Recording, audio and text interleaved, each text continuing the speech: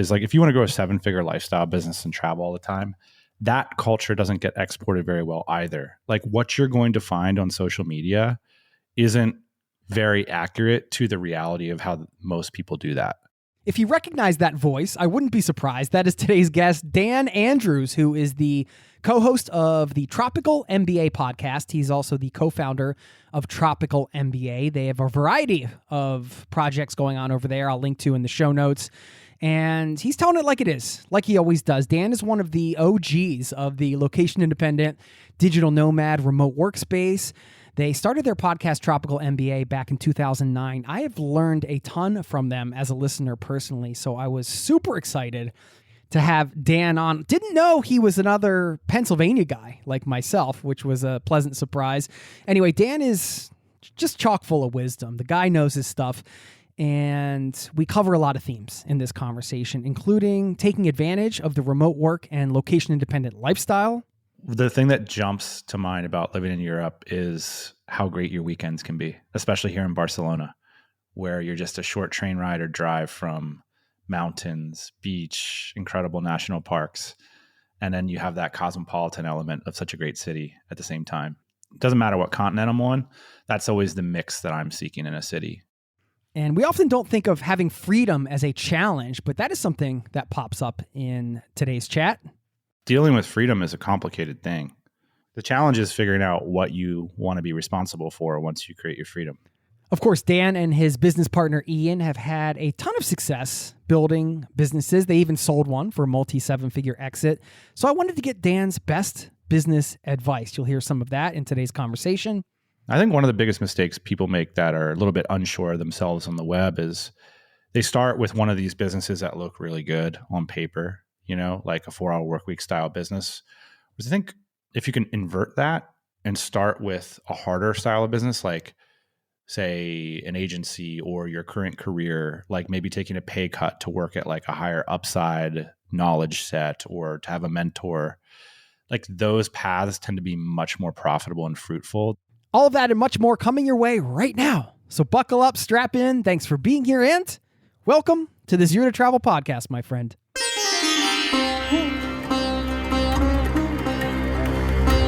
You're listening to the Zero to Travel podcast, where we explore exciting travel-based work, lifestyle, and business opportunities, helping you to achieve your wildest travel dreams. And now your host, world wanderer and travel junkie, Jason Moore. Hey there, it's Jason with ZeroToTravel.com. Welcome to the show, my friend. Thanks for hanging out, letting me bring a little travel into your ears today. This is the show to help you travel the world on your terms to fill your life with as much travel as you desire, no matter what your situation or experience. And this guy today, our guest, Dan Andrews, he has certainly helped me fill my life with travel. You can check him out over at tropicalmba.com. I mentioned some of their projects at the top. Dynamite Jobs they own is one of the largest remote job sites. They have their community, Dynamite Circle, which is for location-independent entrepreneurs. They have a couple new projects as well. This guy has not only been talking about this stuff for a decade plus, but living it, doing it, breathing it. And I had been meaning to invite him onto the podcast for a while, hoping he would say yes, and he did. So it was an absolute pleasure to get to just sit down and have a conversation with him, pick his brain. There's a ton of value in this interview. I think you're going to walk away with some fresh perspectives, perhaps a few golden nuggets you can carry with you into your first or next project. And we touch on a lot of themes around lifestyle and location-independent business, of course, advice for battling imposter syndrome, one of those things that can be an ongoing struggle for both new and established entrepreneurs. We talk about a business principle you should never violate, 2 of the best pieces of advice for testing a business idea. Of course, plenty of travel tied in here, how to leverage that sense of possibility that travel gives you, advice on business partnership, advice on getting remote work and hiring remote employees. Dan's is it yummy or is it nourishing strategy? I'll have to hear what that's all about. And just a load more. I know you're going to dig it. We're going to get into it right now. Stick around on the back end if you'd like to hear a shout out to a listener in this community who is building something with travel in mind. And I think that ties in nicely with today's conversation. Plus, I'll leave you with a quote to send you off on your day, night, whatever time you're listening to this. I'm not sure, but we'll wrap it up with all that on the back end. For now, please enjoy my conversation with Dan, and I'll see you on the other side, my friend.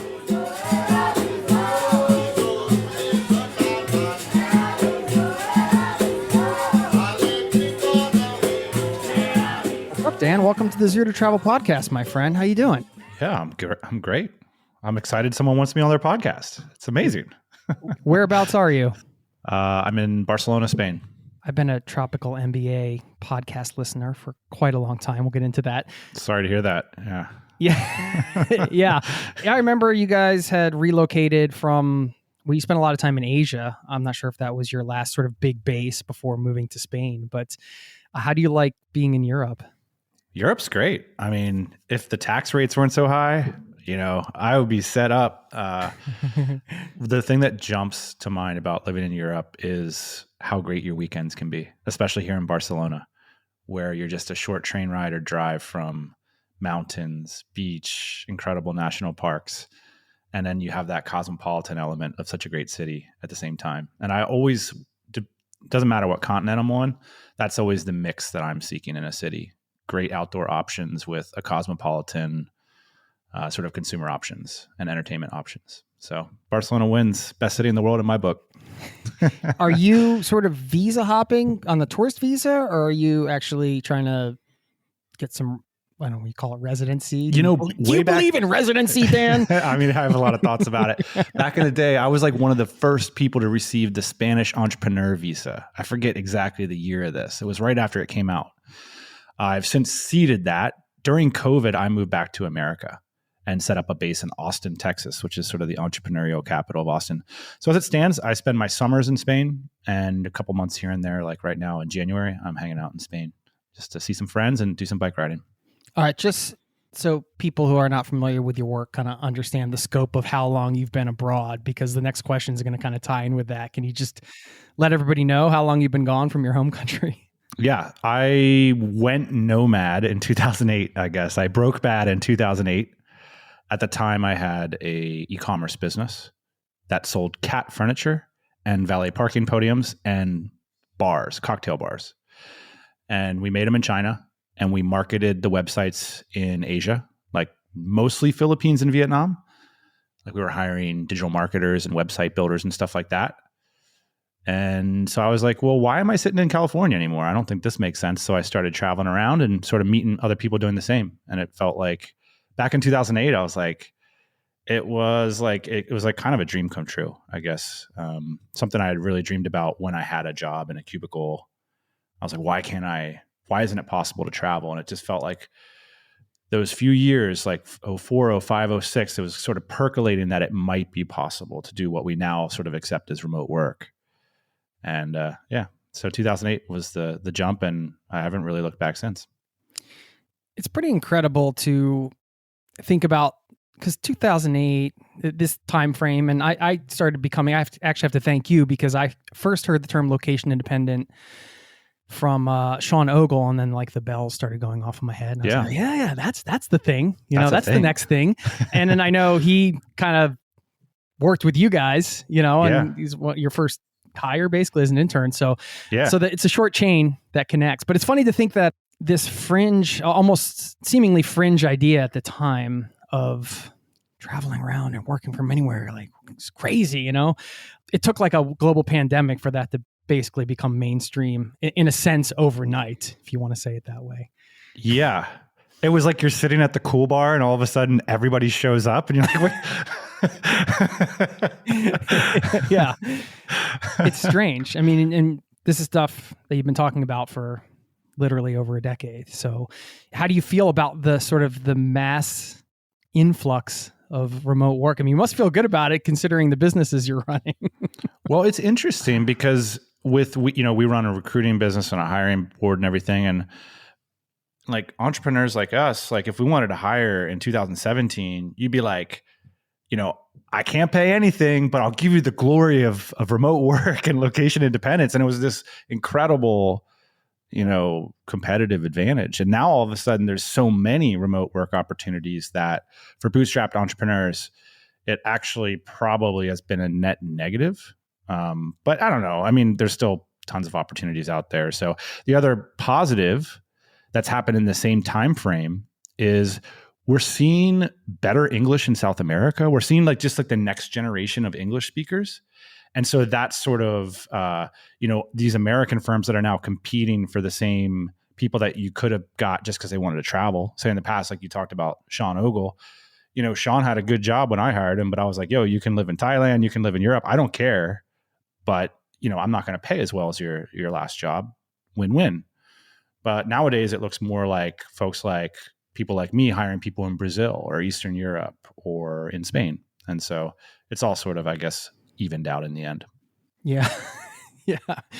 I mean, based on your businesses and everything you have going on with the Dynamite Circle, the community, which I'm a part of, you got Dynamite Jobs, the remote job board you mentioned. Now you have remote first recruiting, Dynamite Scale, all these projects. So we're going to get into, I definitely want to get a load of business advice from you today. I've sort of kind of structured this into 2 segments. I'm going to let you choose your own adventure, Dan. All right. We'll yeah. get to that in a minute. That But, exciting. we've got travel and lifestyle. We've got business. Where do you want to start? I think we start on the business end because that's what enables the lifestyle. And, that's, I guess, one way we've attempted to differentiate ourselves over the years is to say, well, a lot of the lifestyle stuff is super interesting, but a lot of those problems at the end of the day are trivial problems to solve relative to generating income, which is a bit harder of a problem, getting easier, which is exciting. And so, yeah, I'll start on the business end. Yeah, cool. As you'll agree, I'm sure those tie in how you structure your business, how you think about business even going into it. So this conversation, the intention behind some of the questions here is really it's going to span a little bit for everybody, right? People that are kind of in the thinking about this, I want to do this or make this transition early phase, and maybe people that are further along, just giving them some food for thought with some of your perspectives and ideas, which I really appreciate. We are going to get into that, I promise. I'm not trying to drop too many teasers here, but I do want to go into the time machine back to May 16th, 2011, 10:20 a.m. I'm terrified as to what you're going to say. Learn how to play guitar in 10 hours. No musical talent required. Yeah. You put that post out on your blog, and I just thought that was really cool because I remember you talking about that and how it was blowing up. Like you even said in the comments in the postscript, literally millions of people had been reading this post. I mean, at the time, I think SEO was a bit easier to rank for something like that. I play guitar as well, so I just wanted to hear a little bit about that's funny your relationship with guitar playing, and yeah. Well, I mean, it kind of got me a little bit of taste of the SEO affiliate world. Like you said, I have a blog. One day I just randomly said, screw it. I have this little technique that I teach my friends at parties to demystify this instrument that seems like, I wasn't identified in high school as a musically talented person. Therefore, I'm locked out of this musical world. And I had felt like that. And so I had this little method of basically flipping the script on that and saying no talent required. It's actually just a sort of agility, a physical agility that's super awkward. It's any kind of physical skill. And if you think of it that way, all of a sudden the guitar feels very accessible. And the guitar is, for nerds like us, it's specifically designed to be like that, which is interesting. And compare that with the piano, which you actually do need to know a couple things to play piano. With the guitar, you can just learn some shapes and you're off to the races. So anyway, I just kind of spent a boring evening in San Diego putting up this big long post. And sure enough, for many years there, it had over 1 million visitors a year. And I think the reason is because of the amount of time people spent on the page. That's my best guess, is that the average time on the page was something like 8 minutes. So people were really hanging out and watching that video and learning from it. So I had been tempted over the years. I spent a few weeks trying to do some kind of partnership with bigger music brands. And I had, explored some JVs. It could have been a business, but ultimately we decided to focus on our main event, so to speak. So yeah, we just have this random guitar post out there in the world. I think we had probably put some affiliate links up there at some point. We're making, pretty meaningful money off of it. But it's just kind of one of those stories, like you do a bunch of things on the web and you just never know what's going to hit. It always surprises me what works and what doesn't. I mean, I think it's cool that you have your earliest post still up there. They're horrible. Yeah. Look at it while you can. No, I think it's great. One of the things you said in the video on that post was writing a song is like a little piece of magic you can let enter into your life. I was wondering if you still feel kind of the same way about music. Do you For still sure. play? Yeah. Yeah, all the time. Ian's my podcast co-host, and our favorite distraction, like for an hour before the podcast while we're procrastinating and we like hate doing it, it's like, oh man, like, oh, this is so hard to do a podcast. Why don't we just talk about music? And so we'll play each other Spotify songs and like argue about how good the song is. But my career, I wasn't a particularly good songwriter. I just sort of graduated to doing, instead of like 3-minute pop tunes, I did 30-minute podcasts. And it's a similar kind of thing. If you make a great show that your listeners write emails back to you, it's ultimately that creative act and that sense of freedom that I think I was looking for, not necessarily writing the next pop song. So podcasting was like a really breakthrough moment for me. I took a lot of that skill set and just flipped it into the podcast world. Yeah. I mean, you still play to kind of relax and unwind? Is that something? All the time. Yeah. Yeah. I was just working on, there's this great song called Disco Yes by Tom Misch. And I just finished learning that song. So yeah, I'll like learn songs like throughout the day. I'll like pick up the guitar while I'm working just as a way to kind of break the day up. Yeah, I do that as well. And sometimes it doesn't just break the day up, it steals the whole day, but that's okay. Well, do you ever find yourself in those situations where you're like, the entrepreneur guilt creeps in and you're just kind of like, oh, I should be doing this, but this is like a sort of real world example of the work-life balance question, right? Like you're in the position where you created all this freedom for yourself. And are you going to be bold enough to take advantage of it in the moment? Otherwise, it's meaningless kind of idea. It's a hard question to answer. Dealing with freedom is a complicated thing. I remember reading The 4-Hour Workweek, which is like a seminal book. And the worst chapter in that book is the chapter called Filling the Void, for two reasons. Number one, because as an aspiring person who wants more freedom in their life, it's absurd that the idea of freedom would be enormously problematic. Like, you don't want to hear that. And then the second part is that Tim's solution is like definitely written like a 27-year-old dude solution. He's like, don't worry about filling the void. He's like, all you need is like a good workout routine. You'll be fine. It's like, the challenge is figuring out what you want to be responsible for once you create your freedom.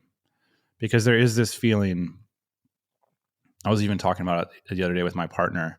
We're here for a month, like looking at real estate and visas and stuff and hanging out with some friends. And like, there can be this like self-pleasure, like arbitrary cycle where it's just like, you're constantly looking for, another dopamine high. Like, let's go skiing in this amazing place. And that the hedonic treadmill. Right? Yeah, there you go. Call it. Yeah. There you go. And, yeah, I think it's the whole point of freedom is so you can figure out what you want to be committed to. Is it a struggle for you on a daily basis? You said it's a difficult question, but for you personally, managing all these businesses and again, trying to take advantage of the lifestyle you guys have worked so hard to create for yourself. You mentioned like your joy for going on bike rides, for example, and things like that. I mean, you can schedule that into calendar. Like, how do you balance, I guess, spontaneity in those moments for things that might fill your own cup outside of business versus like buckling down and doing the things need to get done on a particular day? Yeah, I don't think that's just an ongoing question. I think it's one that never ends, and that's fine.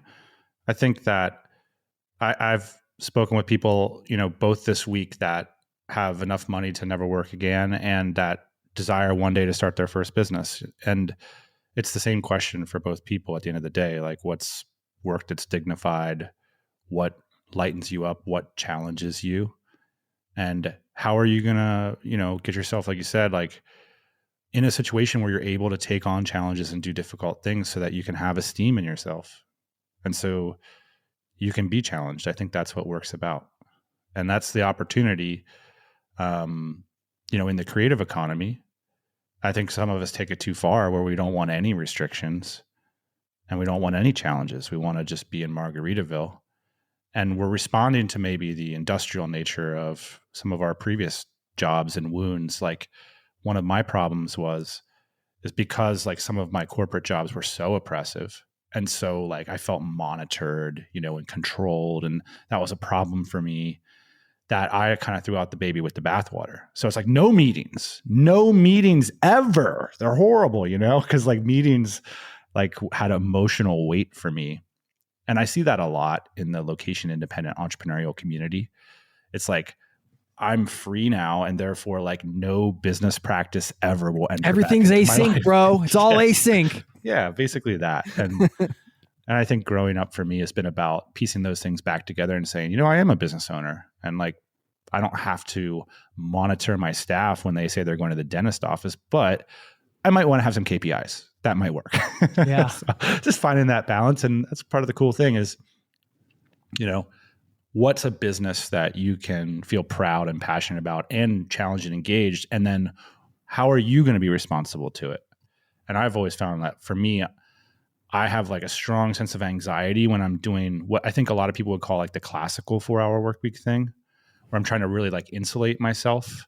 I feel a lot better when it's the opposite, when I'm like growing, trying to be a good leader, trying to run the business really well. And I feel personally, that's where like I feel a lot more healthy emotionally. Okay. Yeah. I mean, just to recognize that's huge because when you're stepping into that, that fills your cup. So that's a pretty like self-knowledge like that, I think is obviously super powerful, and that's ever evolving, right? Like I'm sure you felt different about a lot of things, in 2011, May 16th, 10:20 a.m. when you published this post, for example. Yeah. Well, I mean, thinking of that, Dan now, I mean, how much has this whole journey you've been on personally, business-wise, personally, professionally, everything, what are some of the biggest things that it's taught you about yourself? We'll get into the business lessons and all, but. That's a very, very good and complicated question. I'm not so sure I have any good answers for you. It's just you can't stump a podcaster. Yeah. Well, you can stump a terrible podcaster. I mean, that's not true. Interesting. I got into the game, not primarily because I wanted to share, but because I wanted to be a part of the game, because I'm primarily a listener. So for me, it's like the listening to pods was like the fuel to get me to like apply knowledge. And I saw a tweet the other day where someone said, podcasts aren't about getting knowledge, like forget about taking notes. And I thought, is that true? And I was like, well, what are they about? And for me, I find myself with like a sense of clarity about what I'm going to do often after I listen to a show. I'll be like, you know what? It's like almost, I don't know if it's like a mimetic thing or it's like I'm thinking about myself as I'm listening to you. And then I'm like, you know what? When I get home from this walk, I'm going to feel motivated to do this one. I'm going to finish this one scorecard, or I'm going to finish this one thing that I said I was going to do. Learning about myself through business. I think one of the interesting things is that ultimately you have to sit with it at the end of the day, and the results are what they are. And a lot of people choose to do different things with that. You can take the hard lessons if you want and say, well, my business isn't where I want it to be. Am I going to blame it on my customers? Am I going to blame it on the world? Or am I going to take responsibility for it? And that opportunity to take ultimate responsibility is like a dignified way to live. I think it's a very interesting position that most people aren't in. Most people don't have that level of control over their enterprise or their finances.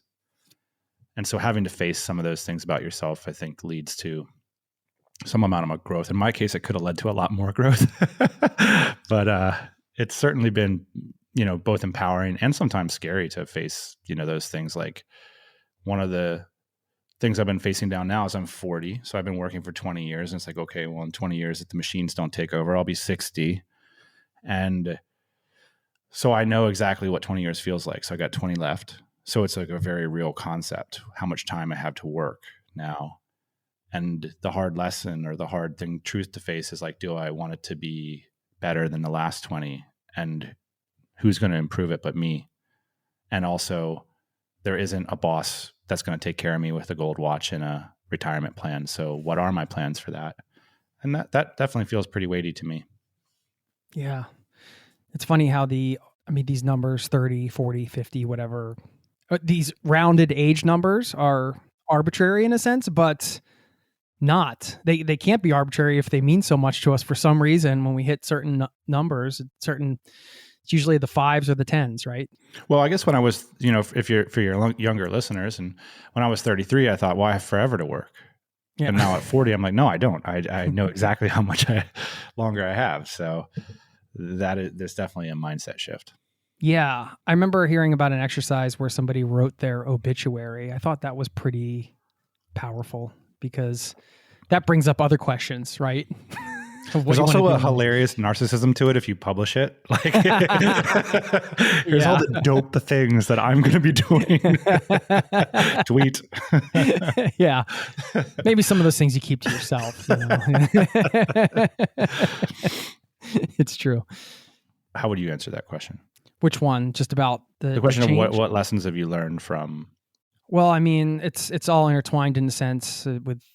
Well, you can categorize life in chapters, right? You can say like I had my nomadic chapter where I was nomadic for a decade. I had my, corporate America chapter for like 2 years or whatever. Nice. And I had like my location independent entrepreneur chapter, whatever. Yeah. I mean, what you said about responsibility really resonates with me. And I think, well, one of the lessons I've learned, and this kind of leads to where I want to start the business conversation, is going back to the music thing. I remember buying a guitar in Kentucky. I was like 24 and I had the same sort of imposter syndrome of like, well, who am I to be in this guitar shop? Like, I don't know. And, how am I even going to like know if a guitar sounds good? I can't even play a chord, and just like I don't have the right to, this is a thing that's reserved for real musicians or people that have talent. You can have that imposter syndrome constantly.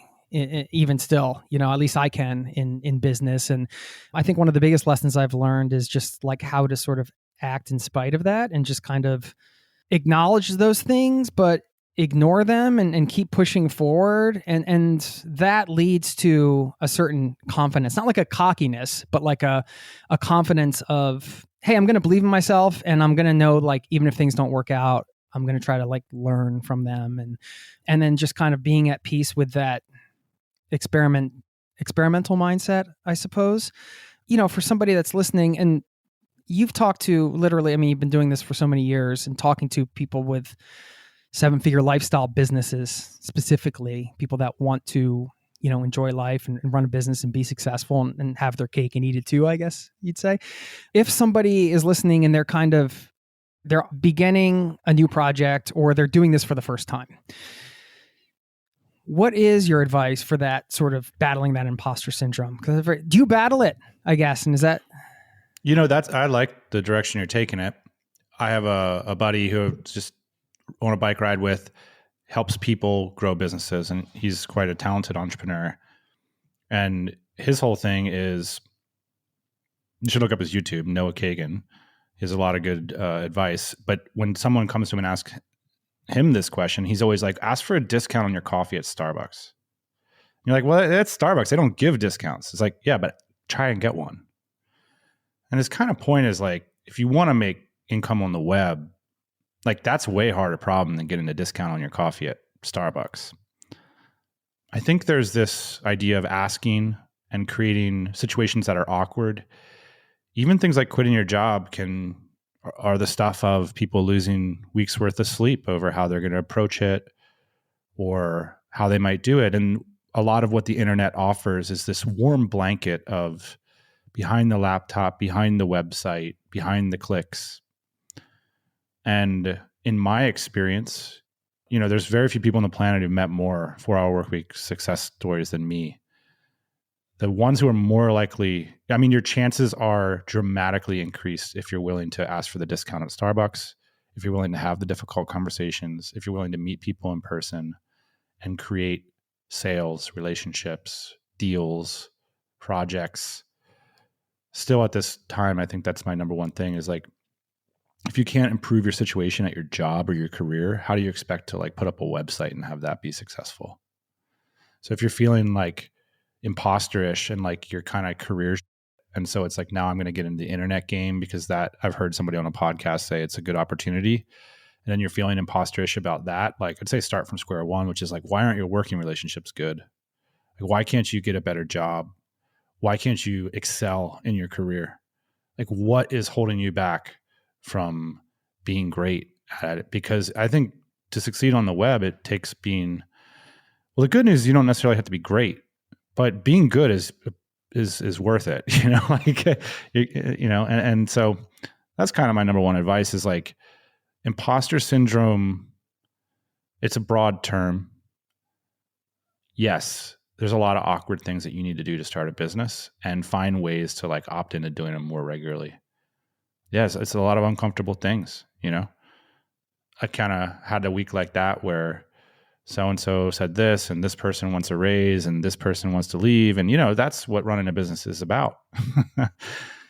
And so finding ways to recognize that and to see what your track record is with that and to improve, I think that's the fulfilling part. Those external issues, like some of those you just mentioned, they come with the business. And one of the things for me, at least, is like whether you want to deal with those things or not, and a lot of times you don't want to deal with them, it kind of forces your hand, right? Forces you to do. It's like solo traveling. Like you're forced to be with yourself. Like if you haven't spent time with yourself, well, yeah, you can always find people to travel with, but at some point you're going to be on the bus by yourself. You run a business, you're going to be forced to make difficult decisions or fire somebody or things like that are uncomfortable. And because you're forced to do uncomfortable things, you start getting used to doing uncomfortable things, even though they're not comfortable. Yeah. Solving problems that are hard. It's just like, you're not going to have as much upside if you're solving problems that other people are presenting in front of you. Like if you're buying into something versus creating the thing that other people buy into, it's less profitable. It always will be.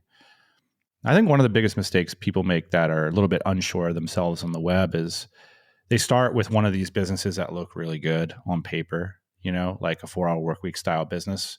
I think if you can invert that and start with a harder style of business, like say an agency or your current career, like maybe taking a pay cut to work at like a higher upside knowledge set or to have a mentor, like those paths tend to be much more profitable and fruitful than saying, I'm going to start an affiliate site about blank, or I'm going to, do a little web wigamajig that does this amount of passive income every month.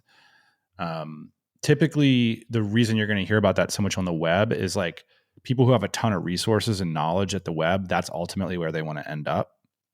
Everyone wants to end up there with a bunch of passive real estate investments and a $5,000 consulting call that they do a couple times a month. But typically that's what happens after you've done the harder things, like crushing your career. And then all of a sudden, everybody you worked with in your career wants to work with you in your next thing. And so now they're all your biggest clients at your agency, and your agency spins off a product that helps your agency. And now you sell the product, and then you become the $5,000 4-hour work week person.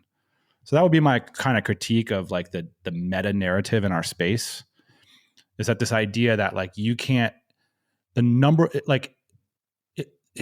one thing that correlates to success in your entrepreneurial career is like, what was your last job?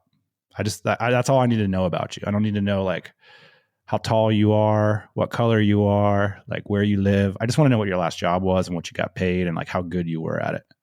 Because that like is highly correlated to like what your next business is going to look like.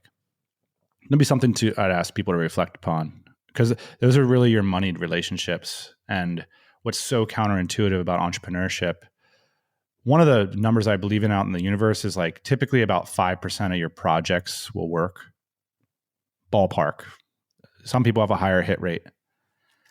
So the interesting thing about your job is it's working. Like it's actually a demonstrated cash flow that you feel like you're contributing to it. And if you can't manipulate it up, then how are you going to move to a world where your hit rate's 5% and then manipulate that? Like you're already at a winner, if that makes sense.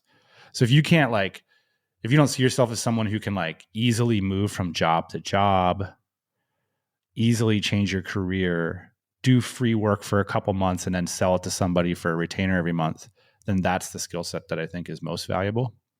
I'm not saying that people don't put up websites and it gets traction and you hear those stories. But typically, if you dig into those stories, and I would encourage everybody to dig, really dig, like talk to that person if you're going to spend years of your life trying to model it. Typically, they come from pedigree, a very good education, a very good career background, or there was some X factor they're not telling you about that would very much change your calculus at starting from square zero to go there. Mm.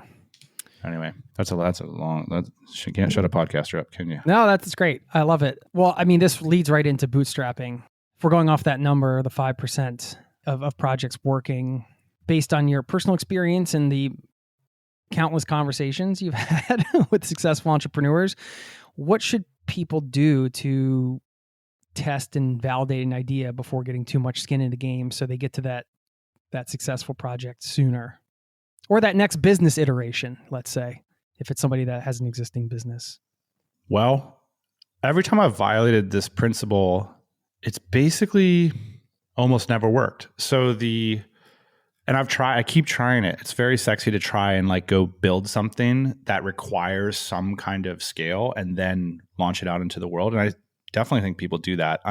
I'm just haven't been talented enough to do it.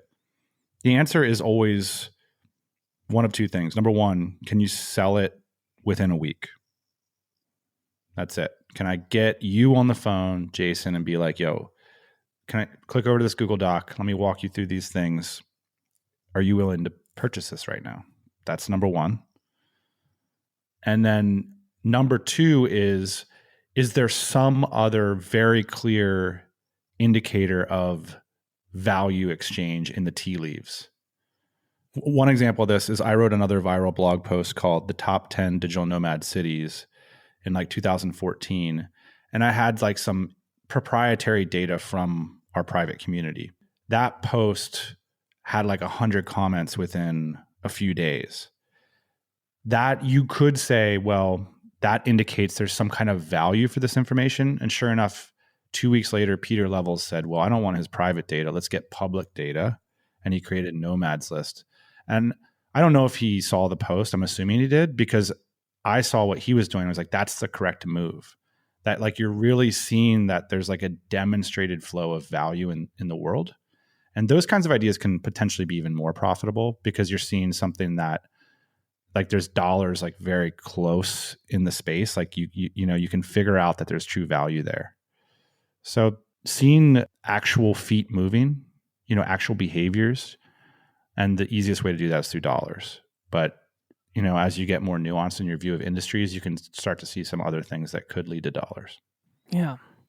I love that example too, because that is another way forward, right? Like if you see something that somebody else already put hard work in to working, you know, essentially there are third parties that can validate your ideas. You just need to kind of look at the research. I mean, this is go back to like, you know, I want to write a best-selling book. Okay, well, like, let's see what the best-selling nonfiction books are on Amazon, and like it's just reverse engineering essentially in some ways. But you could identify a methodology and try to get more velocity on the projects that you launch. So I think writing's a good example, but you could also look at other people's writing tweets. You could look at Reddit. You could look at, ideally, the more money, the better. I wrote a viral post one time, or I don't know if it was quite viral, but it really made the rounds, which was like why you should start your e-commerce company in Hong Kong.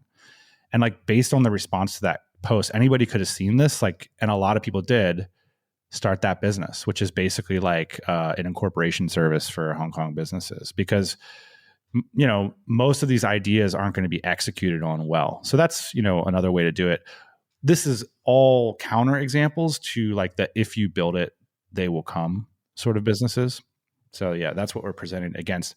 A good example of a, if you build it, they will come would be a job board, which is, you know, Dynamite Jobs now is cash flow positive, but we really had to dump like the hundreds of thousands of dollars into that to do it. And it hasn't been a great investment. That's why we took our recruiting agency and broke it out. It just hasn't been a great cash on cash investment yet. I think in 5 years' time it will prove to be, but I don't know if I would go back and do it the same way, to be honest, because for a job board ecosystem, like you have to have built this like big ecosystem to create value for users. And as someone who's seeking to bootstrap, I think you should find more immediate value right away. You should be able to see money flowing right away. That's interesting to hear, especially given the resources and knowledge you guys have, because that is a great example too of something where you can search, WordPress templates and be like, here's a job board template. Okay, I'm going to get this up. I'm going to start a job board in X, Y, or Z industry. Well, it's good if you what we did was we put a lot of cash behind it with this idea that if we got to a certain like cliff of volume of traffic, that it would all of a sudden like break through this revenue level. And that just didn't happen. So this is, again, this idea that, but if we just would have put it up and charged people for their job posts, and which we did at the beginning, that's a better business idea because it's not as cash intensive. So yeah, if you have a community, the job boards is a good example just because I've seen a lot of people fail with them, and now I know why. It's almost like the easier the business idea is to conceive of, the less you should do it.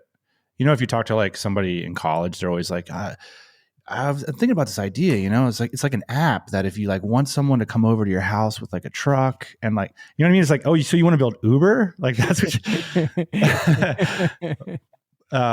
but the better idea is really like, CPAs in Minnesota like have this crazy tax requirement that they have to go through, and there's like 1,500 of them. And I think if I can help 5 or 6 of them, I can generate a business that does $250,000 a year. Like that's a better place to start typically. It's also much easier to build a target client list. Yeah. Right? 100%. Those businesses sometimes aren't as sexy as the Instagram businesses, let's call them, right? Or some of the ones that we talked about. The idea of having to be passionate about something. I know you're pretty passionate about this concept of having to be passionate about something or not. And maybe this has changed for you over time, but yeah, when you think about becoming a digital nomad, most people don't think about, I'd say like, generally speaking, right? If we're talking about the masses, like somebody that's aspiring to get into the nomad life and they're like, all right, I'm going to start a business. And if they don't have an idea yet and you start looking around and seeing online, they're probably not going to land on, I'm going to build parking valets or cat furniture,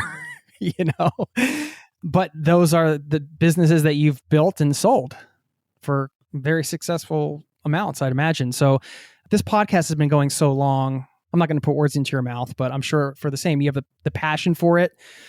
There's the passion for the people you serve, the passion for the craft of podcasting, having conversations like this, the knowledge you get from it. All these things are fulfilling.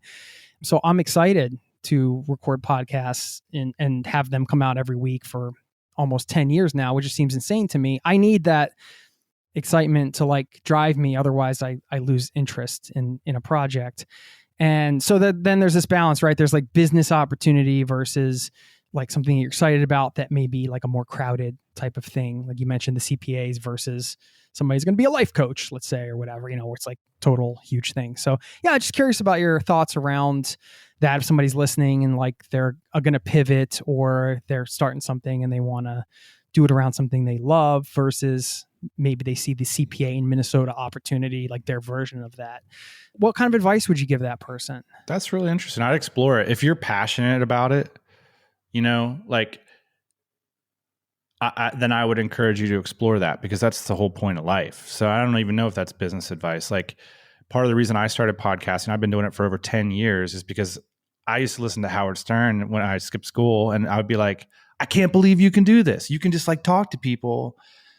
And like, that's a thing, and you can be weird and you can be quirky and you can talk about weird shit. And like, you don't see that on TV. You don't see it on like the pop radio station. And like, that felt like a lifeline to me. And then when all of a sudden you're listening to pods like yours, or I remember back in the early days, like these guys, it was so hard to download a podcast, but they'd be like, I run this SEO agency in Albany and like my 3 clients this week. And I was like, whoa, like that's so amazing. It's not like Inc.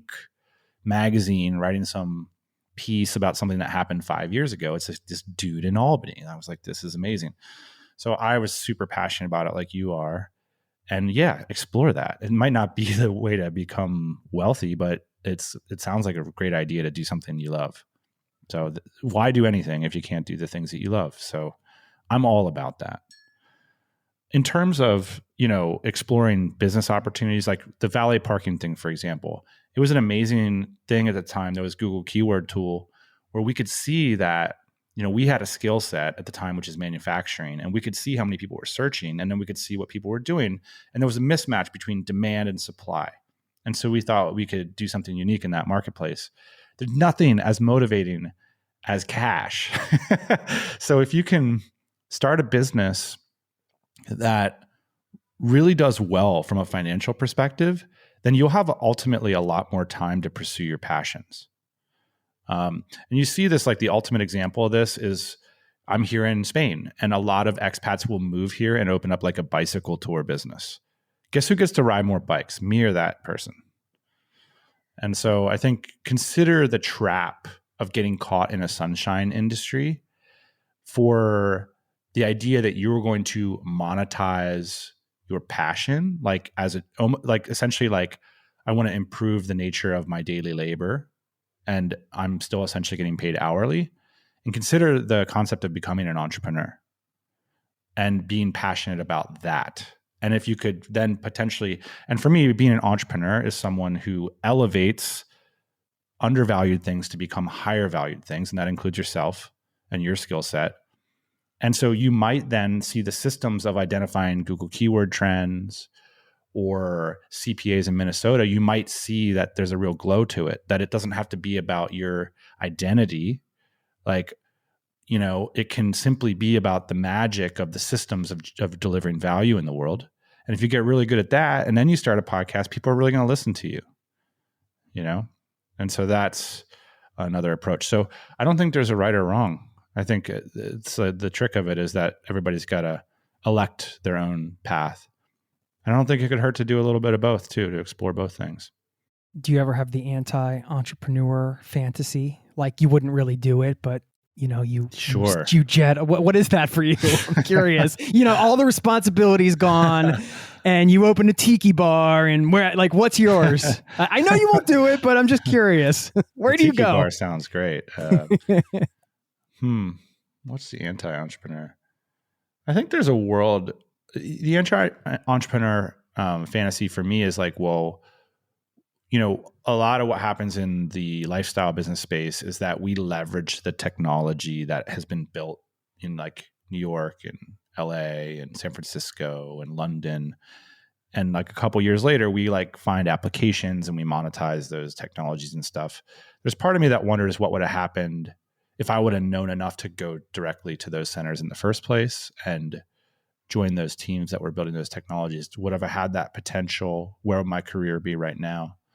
But instead, went to a state school, had a lot of debt, didn't have a lot of resources or people that were knowledgeable around me. And so sort of had to start from square one. And one of the things I would really encourage people if they're feeling imposter syndrome or behind the ball, because of the minor successes we've had in our career, we've been able to spend a lot of time with like highly successful people, say that are my age or younger than me. And it's often the case that they'll have, an extreme starting point advantage or some kind of mentor or money or pedigree. And they'll do everything to not share that with you in their podcast. So, and it's the case for all of us. We all have our starting points. And so, comparison and benchmarking can be a really positive force, but can also be a distracting or misleading force as well. So it's like, be better than you were yesterday sort of maxim. Because a lot of these folks that you see on the web that are like, I made $1 million this, I made $1 million that. Well, they really might have started 10 years before you, or, and 10 years is a long time. So. Yeah. You never hear like, what am I thinking of a podcast intro? Welcome to the Hustle to 10 Million Revenue Club with John Smith, Harvard graduate and trust fund baby. Totally. There you go. Yeah. Well, man, I started with, only 40 million in the bank, but I've grown it to 50. Yeah. So I'll teach you how to get that next 10. That's Gary Vee's story, right? And, when people ask him about it, he's a little defensive about it. And he, clarifies how, and I love Gary Vee, but he grew up in a household since he was a little kid with an entrepreneur. So that's pretty nice. And it also informs you, what do you want to do for the next generation? Do you want to be that? Could you be that guide? that where if you have some experience now, you can help someone get exposed to financial intelligence at a younger age. I didn't realize anything about entrepreneurship until I was about 25, 26 or so. So sure would have been nice if someone would have, mentioned something a little earlier. Yeah, I feel like we have similar backgrounds in that way. Are you from the East Coast or? Yeah, I'm from outside of Philadelphia in Amish country, Pennsylvania. No kidding. How about Are you? Are you an Eagles fan? No, we're too far west to be Eagles fans. Oh, come on, man. I know, a bad year not to be an Eagles fan, right? Well, I grew up in Bucks County, and I went to Penn State. So, oh, wow. Okay. So my dad, I grew up going to Penn State games. Okay. Yeah. So I went to Clemson actually because I'm so passionate about the football experience in Happy Valley that I needed that in a university education, but I also wanted to get out of Pennsylvania. So I went as far south as my parents would let me go. That's cool. So yeah, we're probably grew up 45 minutes apart from each other. Yeah. Which town were you? Lidditz. Okay. I'll have to look it up on the map. So Lancaster would be the city. 2 Pennsylvania boys in Europe. It's so funny because you mentioned the bike tour companies in Spain. A buddy of mine. Where are you located now? I live in Oslo, Norway. Oh, fantastic. The old story, meet a girl in a hostel in Brazil. There you go. Blah, blah. 4 years. Hey, that's the other thing. Get married. If it's not like the trust fund or the college education, that's the secret story. It's your partner. You know what I mean? Like you met someone. I wish one of us had a trust fund. You mentioned the Howard Stern thing, and I was thinking, he must be from the East Coast because, yeah, he's a great interviewer. And I had similar, went to state school, had debt. Well, I mean, as far as your environment, your parents, I guess they weren't entrepreneurs. So what did they do?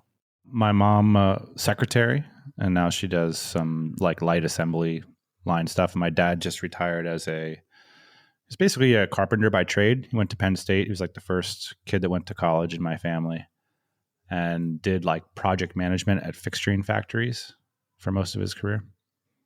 So my dad pretty so, Pennsylvania family. Like, yeah, this is went hunting a lot, like went to the shore in the summertime and all that, Yeah, not that was travel. The shore. We got to educate some people here, right? Well, we'll have to do another podcast. It's just like, here it is, Pennsylvania lingo. Totally. Yins. Yeah. I fell on the macadam. Yeah, all that. Do you still say I went to a Mac machine? I mean, if I could, I would, and now I can. That's so great, man. That's funny. Oh, that's funny. Awesome. I love hearing that. A very small part of the world. That's funny, dude. Yeah, the Mac machine for sure. I mean, it's so funny. I was just talking to my wife. We were dropping our kids off this morning, and I said, I was pulling out of the garage, and I said, "Hey, can you do me a favor? Can you just say punch it, Chewie?" From Star Wars, and because she's Norwegian, she doesn't get a lot of the references and different things. And she says it in a very Norwegian, like sort of stoic tires. She's like, punch it, Chewie.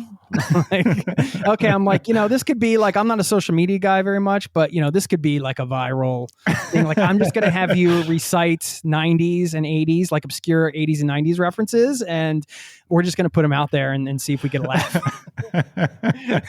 The Mac machine would be a good one to add to that. That is that's funny.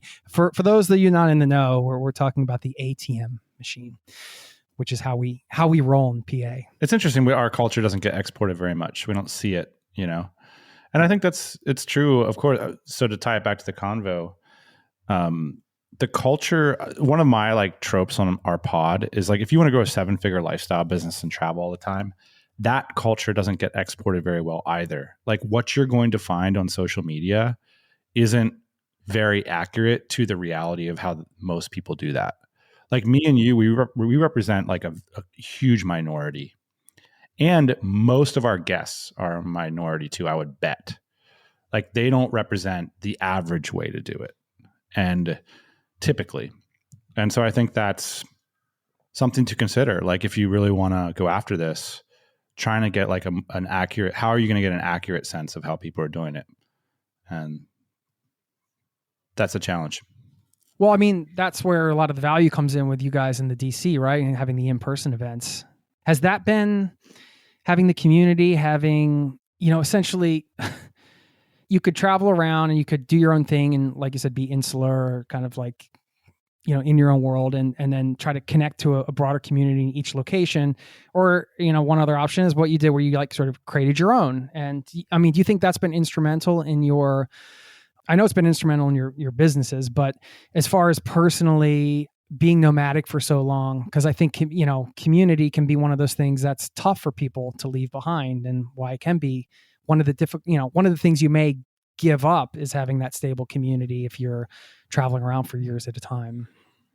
Well, for me, it was a bit of the opposite, which is, you hear people say, oh, what's the point of moving abroad just to hang around in an expat bubble or whatever? But actually, it sneakily turned out to be the point for me, because growing up in Pennsylvania, then moving to South Carolina, and then ultimately finding myself in Southern California, where I really felt locked out of like all the real stuff. Like I didn't know how people bought those houses or how people drove around in nice cars, or I was just like struggling to wear clean clothes to my job. Like, I mean, I was literally just trying to get by. And the idea that you'd ever even own a house, which isn't particularly ambitious, was like completely felt like out of touch. And so I started to meet some entrepreneurs and stuff, a lot of dicey characters, like the sort of people that want to talk to like a 22-year-old, like typically aren't the most savory characters, like trying to take advantage of you or rope you into some kind of multi-level marketing scheme. Yeah, definitely. Definitely had some depressing moments with that, because I was so eager to just try and to get involved. And fast forward 5 years later, I found when I moved abroad that I would find myself in the ownership class right away, that founders were really rare and like really kind of willing to meet up with other people. And so through my travels, I found that it was a networking goldmine. And also that people that tend to be traveling abroad have time to meet. One of the things, even like living in Austin recently, Austin, Texas, it is a great town for entrepreneurs. It really is. But also people have their families and the birthdays and all that stuff. And then I come and live 60 days in Barcelona, and I spend more time with my friends in Austin and hanging out in Barcelona because we're all in a travel mindset. So I think leveraging that sense of possibility that travel gives you, and the sense of connectedness over a mutual experience, is pretty magical for networking. So no, I've never felt particularly alone. And partly it was always a priority for me to like do the business networking. And if you're a nomad and like your idea, like say more of someone who's doing it to see temples or to go on adventures and stuff, and you're kind of moving around doing the gap year thing, that's where I think a lot of this loneliness narrative comes from. But if you're like a slow mad and you like move to Spain to ride bike for 2 years, or if you travel around like doing business meetings, I think it could potentially be the opposite. Everybody listening has heard we a few times. We should talk about Ian, your long-term business partner / work wife. Can we call him? I don't know. Yeah. I think he would love that. I'm happy to call him that. Yeah. Yeah. I recently parted ways with my business partner of 7 years. It was amicable, but a lot of lessons I learned on business partnerships. I'm bringing this up because for anybody at any level, I think joint ventures, partnerships, those types of things can drive things forward much more quickly in a lot of cases. But they come with different things to consider, let's say. And I just, having been, well, you can tell us how long you guys have been business partners, and, we've heard the multiple businesses you guys have started. I just wanted to get your advice on partnerships, making sure somebody's right, maybe contracts, how you divvy up the responsibilities, all these types of things that go along with partnerships. Would you mind sharing a bit about that? Yeah. I mean, I wouldn't say we're like the model partners necessarily. I'm very curious about the dissolution of your partnership. I mean, certainly Ian and I have like discussed that, like gotten not super close to that line, but we've definitely like explored what that would look like and ultimately decided to stay together. In our case, we call it marriage model. Like you said, we treat it like a marriage. It's like kind of friends first, personal life and dignity first. We're not like these Silicon Valley, like go to war necessarily first and like get it done in 3 years kind of partnerships. I think that's another classic 50-50 setup. We do a 50-50 setup where it's more like marriage. And what works best for that is not necessarily a combination of skill sets, but a combination of personalities that respects each other, wants to be around each other, wants to spar, and wants to be highly communicative. And so Ian and I will get angry and resentful at each other all the time, like regularly, because, well, my partner and I haven't had kids yet. So we don't face like high level challenges every day, but Ian and I do, and like it affects Ian's wallet, or it affects what kind of school he's going to send his kid to or whatever. And so like that'll lead to like emotions very quickly. And so, but the positive also happens where we're vibing and coming up with ideas and going on adventures and doing amazing things together.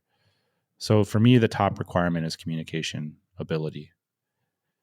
And it's invaluable because every day and that's got to be, we have to have a relationship practice, like every day we talk, and this is what we talk about, and this is how we communicate. And if there's problems, this is what we do about it. And this has been something we've been building over the past few years, because we had some rocky moments there when we sold our first business and just kind of couldn't get on the same page about what was worth doing in the future. So I don't know, like I prefer to be in a business partnership because I think business is like very kind of existentially difficult. Like I said at the top of the show, like, well, how am I going to retire? And like, how am I going to pay for the kids? And like, those things are like kind of terrifying existentially sometimes. And so having a best friend that like is equally invested, and you call them every day or every other day and you say like, hey, we're doing it together. That feels pretty good, especially when that person's capable and communicative and equally invested. So that's all I really know about partnerships. Like I always like the idea too of allowing people to work their way into things, like living that life before you. So if you're going to be partners with somebody, like do a JV, and then like work with them for 6 months and, like kind of work your way into it, rather than getting all uptight about the equity in advance. And I feel like that's kind of like more of an amateur move. Whereas, I think more experienced folks, they kind of like work together for a while and they sort of figure out if it could be a thing or not. Yeah. So. Yeah, I think that's great advice. The lifestyle, of course, like having kids would be an example, especially when the kid's first born or different things happen. Of course, mine are 4 and 6. There's times in life that you got pedal to the metal work wise, and then other times where you just not feeling it for whatever reason. You're not as productive. It's just human nature. I feel like there's the idea that somebody's got a hoodie on and they're coding, 12 out, 14 hours a day, every day for like years is, I think that's a rare individual, right? It's just inevitably things happen. You want time away. And so that sometimes with the business partnership, that can be another sort of thing I feel like to consider, where the waves of productivity go in waves. And that's where the communication, I think, comes in. I mean, have you guys had any conversations about that where just like, I'm getting burnt out, I need time away? Or it's interesting. I mean, it's hugely challenging because work equity can be one of the biggest downsides of a 50-50 partnership. Like I'm doing more than 50%, right? Like that kind of thing. It can build up bitterness in some cases. A lot of resentment. Like in our case, we've had like kind of waves of resentment back and forth that we've had to manage. Like our e-commerce business was like doing so much better than our publishing business. And I felt because I was building the publishing business, I deserved, 50%, but Ian was kind of pushing for a CEO salary, but I was kind of pushing for him to join me on the publishing business. So these are like complicated things that you have to manage. Like there's big money involved, if you're doing it right. We managed to get through that. And then, when he had a family, he just wasn't that interested. Like we had a big cash out, and like I felt like we missed a lot of opportunities during that time frame, but I also didn't have the facility to communicate that well at the time. And so for us, it was like therapeutic sessions, personal therapy, and then finally, like as you're a virtual business, investing the time, which can be hard to do. So like for me, like going and like living at his house for a few weeks or spending the summers together in family vacation, like that's a big part of like, we are going to sit every day for like 4 or 5 hours together. And then we're going to get third parties to like, so it's not, sometimes when you're in a dysfunctional relationship or a moment, it's like 50-50, but you think your 50 is not crazy and their 50 is crazy. You need like sometimes a third party to be like, here, like, someone to kind of be there as an arbiter. And that can be extremely useful and something we've really done a lot of in the past year because we're taking on a lot of dynamic quality in our business. So yeah, I mean, sorry, I'm not giving punchy answers here because it's a big, complicated topic. Maybe not so different from any significant relationship in your life. The very fact, in retrospect, that we can take sabbaticals, and that's going to be necessary if you're not doing like a hardcore startup, that you're just partners. That's a real gift. It's a gift, and it's one that it's pretty special that you can do something like take time off to have kids, and then you've got someone who's got your back taking care of things, Yeah. right in the ship. So yeah, it's pretty cool. Absolutely. Yeah. Especially it's been interesting living here and seeing how the system runs here. Cause I'm in a system where, you basically, the mother can get paid for like 8-9 months maternity leave and they hold the job and everything like that. And that's totally different but we're speaking from that perspective, of course. Yeah. I mean, it's fun to have somebody in the trenches with, and I love your advice on just kind of JVing and seeing how things go, because that's a very viable, easy to put together option and probably smart for both parties. What is the most efficient way to build effective processes and systems so you can automate things to an extent where you can go out on bike rides in the middle of the day? Everybody know. Well, it all starts with money. Cash flow is the way. Product market fit. I mean, that's the whole name of the game. Money makes all this possible. And then the automation and systems and stuff is really about backfilling directly into that cash flow with systems that ideally would cost, minimum less than 30% of your sales. So that system could be a person, it could be a service, it could be an agency, it could be a software tool, But that to me is the name of the game. Do you have regular returning income? And then how can we get it efficient so that then you can focus on growth or riding your bike? What I find, here's my new thing. I got like a whole shtick I'm working up on this, which is part of why I was so disillusioned about business building coaches and life coaches and stuff is I wasn't clear on like the different elements of advice. And so I think it's very dangerous sometimes when, say, business coaching presents itself as business advisory. And there's a variety of reasons that can be dangerous. One is often business coaches will start acting as business advisors and then advise you in a direction that benefits the coach. That's a very common example. So say, for example, like give me equity because I can actually help you I know what to do here. That's a very common scam that happens in our industry. Whereas like a true business coach, like a classical business coach would be trained in Socratic method and would never even consider that an enormous ethical breach. But so for me, the three elements are personal, and that's going to be like therapy. That's going to be health, motivation, your relationships and family. Then you're going to have industry. That's going to be like events, things like, do you know how to use HubSpot? Do you see a business opportunity with Google Keyword Tool? That's industry knowledge. And that's typically where advisors are going to come in. And then you got business process and business coaching. And that's agnostic. It doesn't matter whether you're selling tools on the web or cows at a farm. Like there are fundamental business practices that all businesses have. And I think they kind of roll out in sequence. Like to get started, you need the personal stuff in order. And then to get product market fit, you need the industry stuff. And then ultimately, as stuff starts to get complicated to manage, you need to start to implement the actual structure of the business itself. And then they're always important. Like all three, like the personal never goes away. The industry never goes away.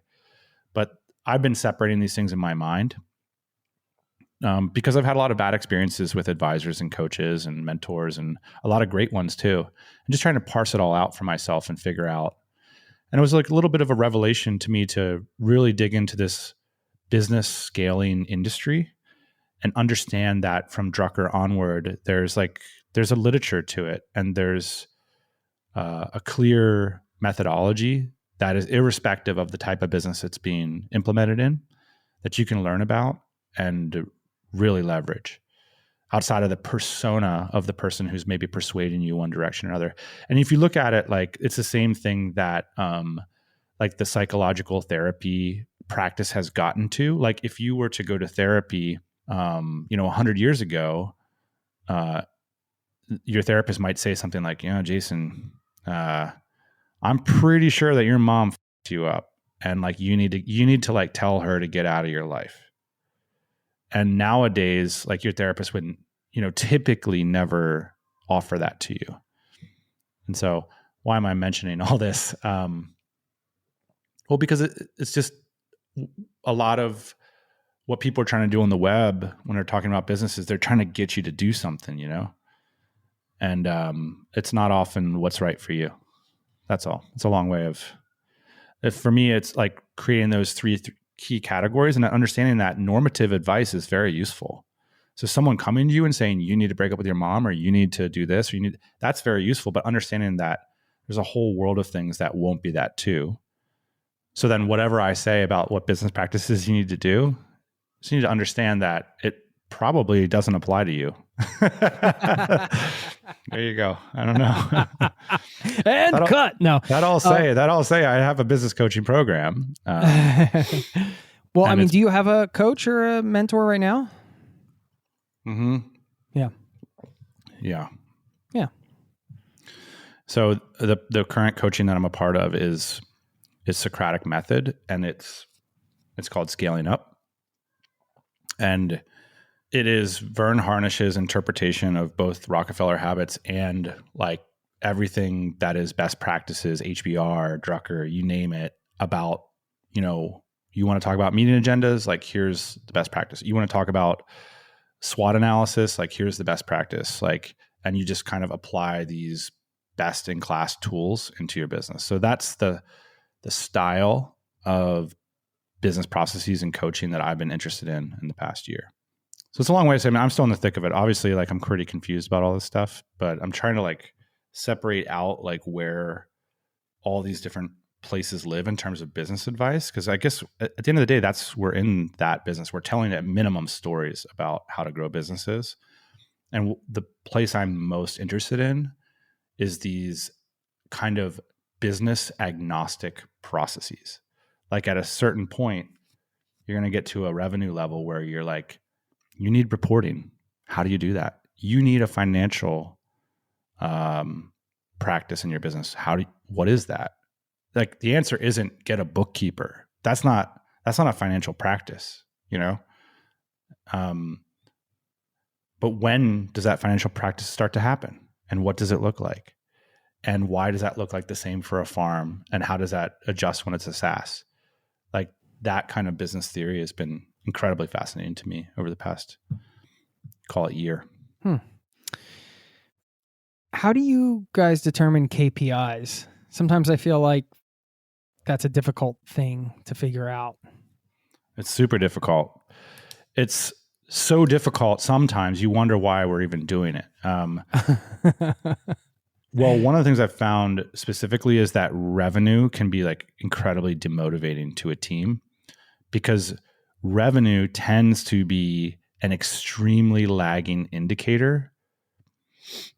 And so I am I'm working on my team scorecards this week.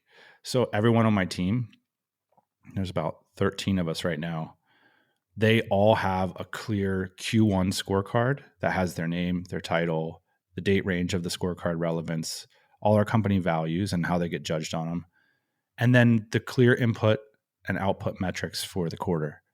And to answer your question, I'm most focused on their input habits. I want to know their hypothesis as to the habits they need to keep in order to reach some KPI that fascinates them. Ideally not revenue. I want to like keep that it could be number of products sold. It could be number of customers that moved from X to Y. It could be, one KPI outcome I'm feeling today is like number of members that met in person that month. That's an actual KPI in our business. And so then what's the input habit? So then the manager and the team member are forced to create a hypothesis about what would be a great habit that would lead to the intended KPI. And for me, those habit hypotheses are where all the action is. Like the fact I'm going to do 2 client phone calls a day. I believe that if I have 2 client phone calls, it will lead to intended KPI. And then that's the habit. So then they're aligned every morning at their desk.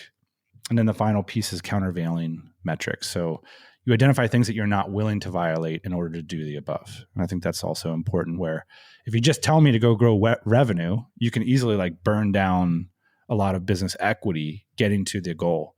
So you want to always indicate like your values and things you're not willing to do in order to, get to your goal.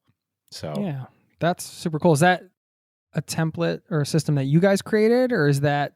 These are standard things. We have our own version of it. I can share okay. it with you if you like, but these are the sorts of things that are in systems like Traction would be a common one by Gino Wickham, or Scaling Up by Vern Harnish.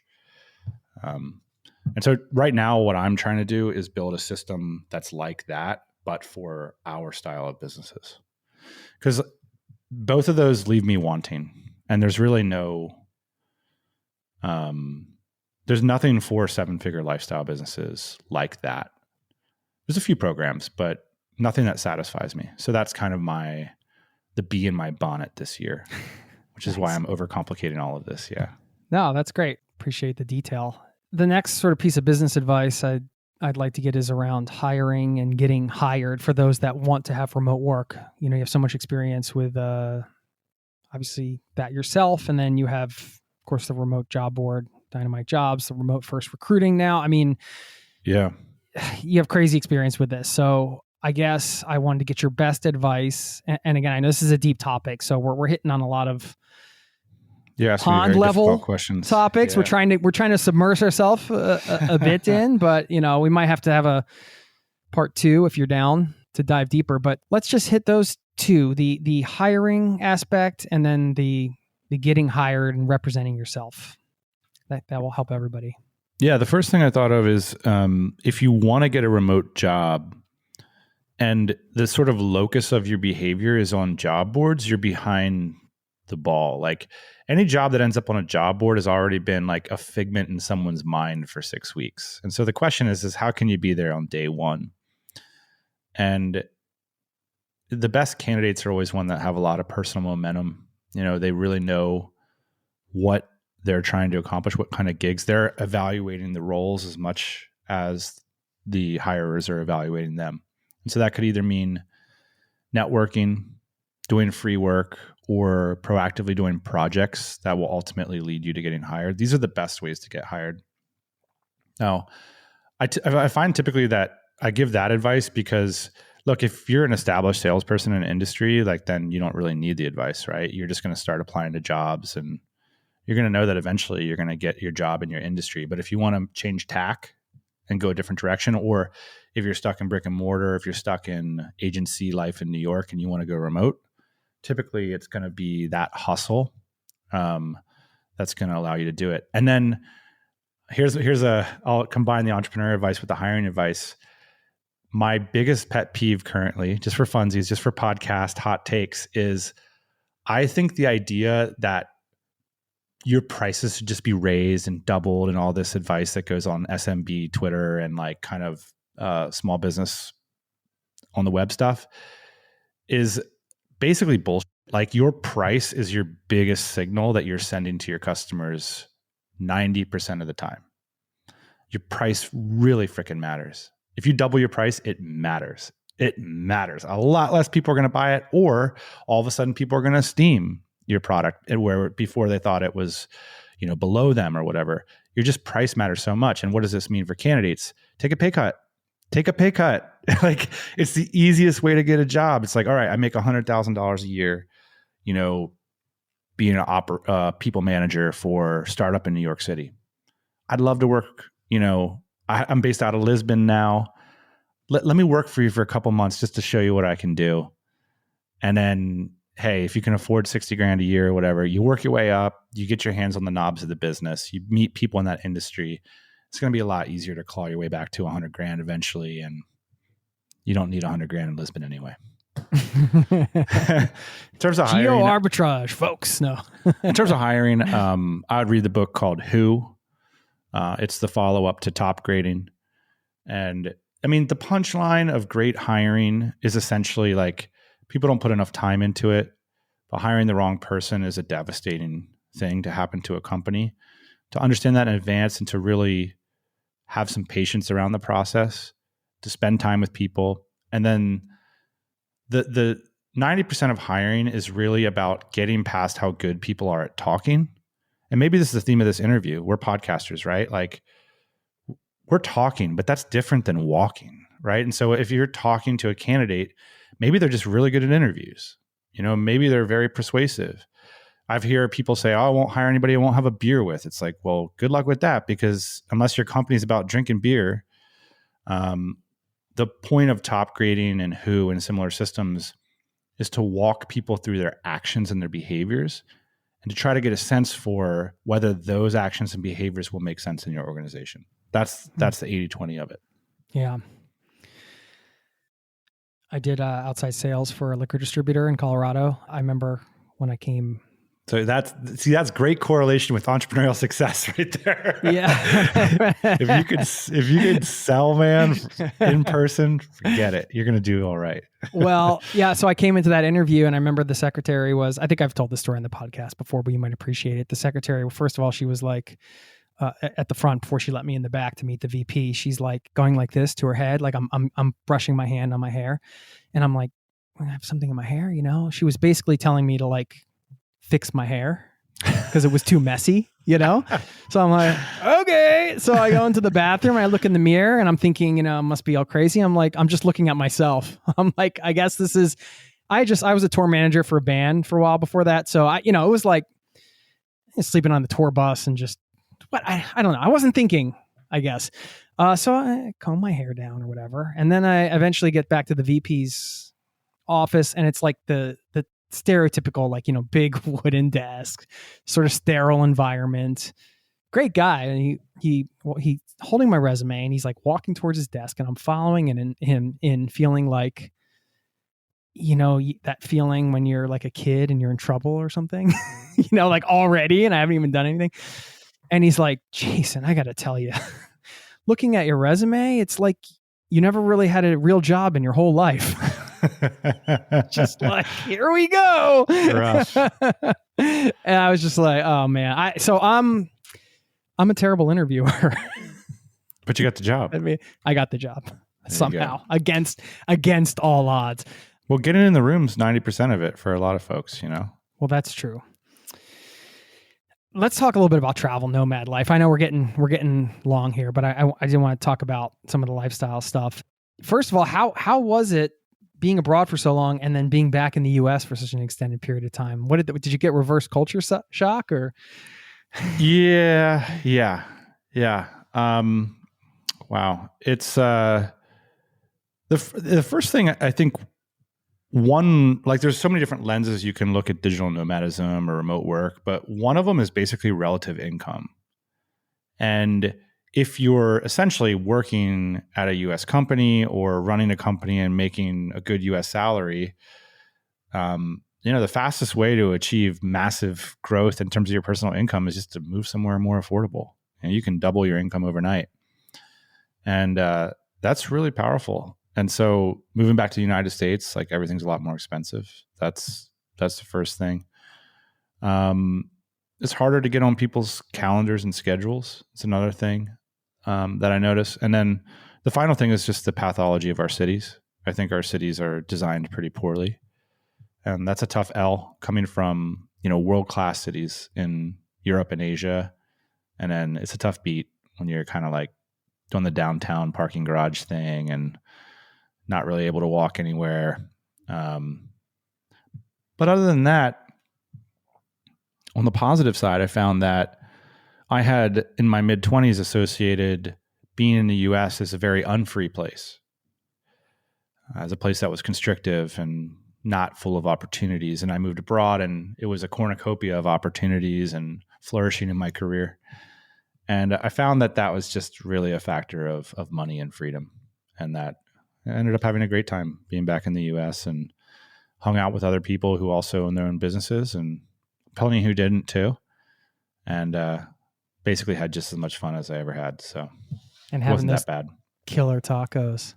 The tacos are great. Yeah, Austin's cool, man. I mean, it's a very unique assemblage of people in the world right now. It's like, I know there's a lot of downsides to the growth of Austin, but the fact that so many ambitious people have moved there, particularly podcasters and entrepreneurs and tech people, and there's a groundedness to it that you don't quite feel in New York or California. It's pretty cool. Did you consider staying at all in the state, back in the States, or? Yeah. I have a house there now. Yeah. I In didn't Austin? buy a house. Yeah, I rent a house, but that's my base. I got truck, boots, dog, the whole thing, man. Wait, what? Yeah. Okay. Really? Yeah. You have a dog back there? Yeah. You're kidding me. What's I'm your not dog's kidding. name? I won't ever say that on the podcast, man. People would stop listening in a heartbeat. Dog's name is Gus, man. He's border collie. He's a lot of work, but he's fantastic. Hey, listen, this is a revelation. This is inspiring. Like, wait a minute. Not only can I be location independent and live anywhere, but I can still have a dog. That's right. Yeah. I mean, you need someone to take care of your dog. So for us, it's grandma. If it wasn't grandma, there wouldn't be any dog. Yeah.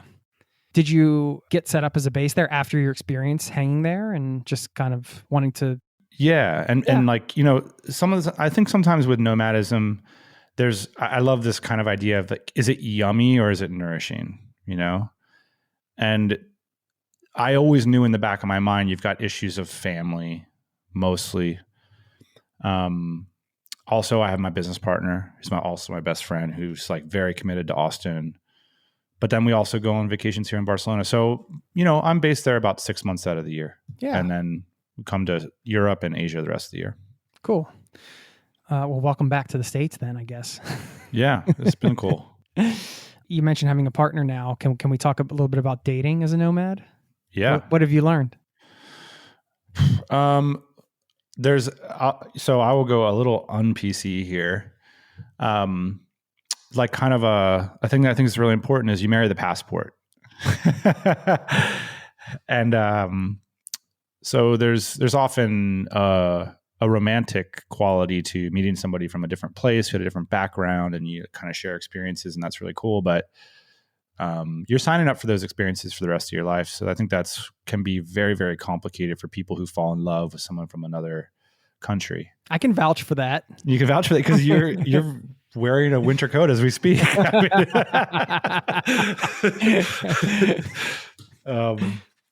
Yeah, so I think that's one of these things that's like, what's that next level down of nourishing versus yummy? Like the romance of meeting someone from another country is yummy, but the nourishing part is like, well, now you're marrying into the country. How do you feel about the country? Does it align with your values? Do you want to invest in it? And the answer for a lot of people is yes. For me, I was excited about the opportunity to live back in the States in order to date Americans, actually. So I thought that was like... how ironic. I know. I wouldn't have... Yeah. And I found that it was, if you read the internet, it's like there's a lot of guys talking about, the Western dating scene is horrible and all this stuff. And I didn't find any of that to really be true on the ground, much like a lot of, our media. They generate things that are interesting to talk about, but maybe aren't so close to the truth. I see that in our entrepreneurial space. And what I found is like people in Austin, Texas they're cool. They're really friendly. It was a wonderful town to be in.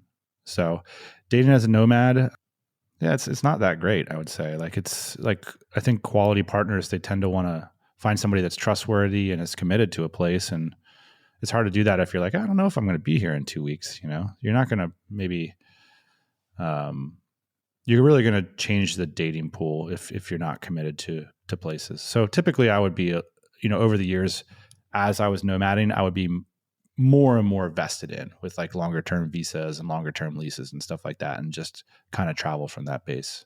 I think that's the better way to date. Yeah, I mean, these are, and like sort of not ending the nomad life, but setting up a base. I mean, I think those are natural things that happen over time. I've seen so many friends that have been nomadic now settle down or having a base because it's nice. It's kind of nice to have a base. Well, I've always thought this to be true, that a lot of these things, I mean, they're expensive. Like having a base is expensive, which is why when I became a nomad, I gave up my base because it was costing me money every month. I couldn't afford that and travel. And travel's expensive too. And so my dream was that I would be able to have both. I mean, that's what wealthy people have always done. They've always had the summer cottage and the city house. And what nomads, I think, do in part is they experience some of the things that wealthy people do, but before they're wealthy.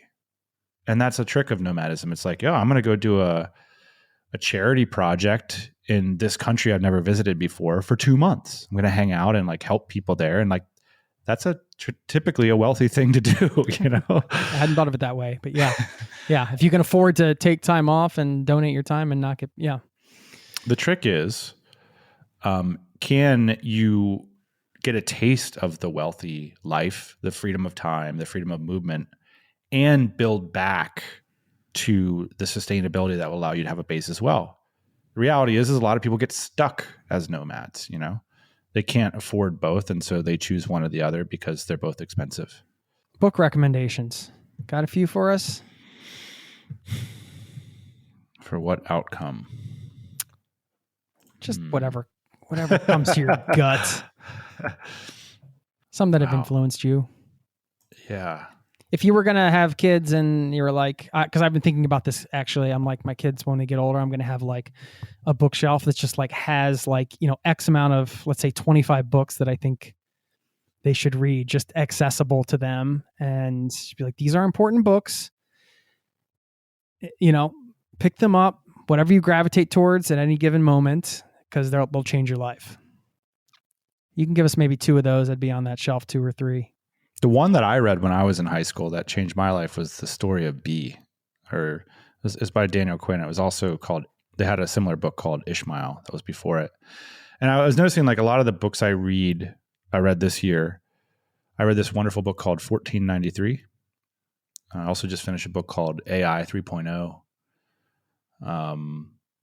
Maybe better than AI 3.0 would be The Singularity is Near. It's kind of becoming more and more relevant. It came out in 2004, but what these books all do is I just finished another one I'll just toss into that same category is Titan. It's Chernow's first great book. Ron Chernow is an American treasure. He wrote Hamilton, which the Broadway play was based off of. He wrote George Washington's best biography. He wrote the House of J.P. Morgan biography. Anyway, I just read Titan as well. It's fascinating to hear about the Elon Musk of his day, the greatest business titan, John D. Rockefeller, and all the ways his life was different from ours. And then to realize that it was, he only died like 90 years ago. And I think putting things into historical perspective has always been powerful for me because it creates freedom. Great history books have always created a sense of freedom of movement for us as individuals, because so many of the norms that we operate under are extremely narrow in their scope and time frame. And so if you read about somebody who just lived a few decades before you and believed something totally different and had different constraints under them, you can say, oh, maybe I can loosen up some of my constraints and take that risk. Or maybe I'll start that business or quit the job or change the relationship or whatever it is in your case.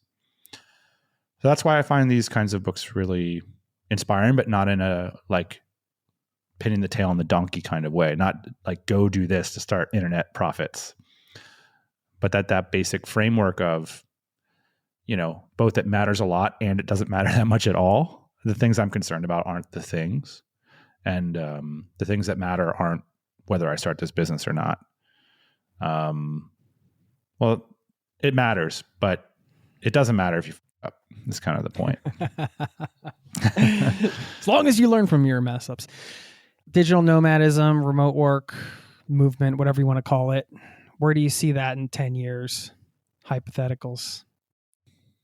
If you think about, okay, so 10 years, where were we 10 years ago?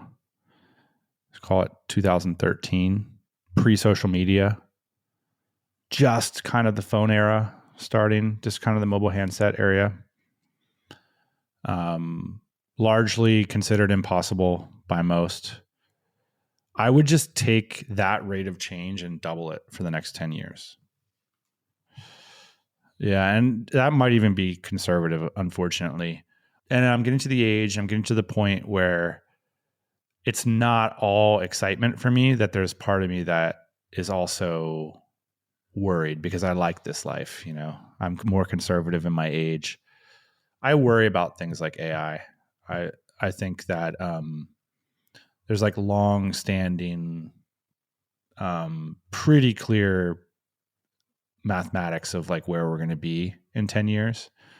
And I really wonder if that's going to be, I wonder how great it'll be, honestly. Typically what's happened in these revolutions is that things get better. So that's my bet. That's my hope. I think we'll probably, the likelihood is we'll have more freedom and that this will be available to more people.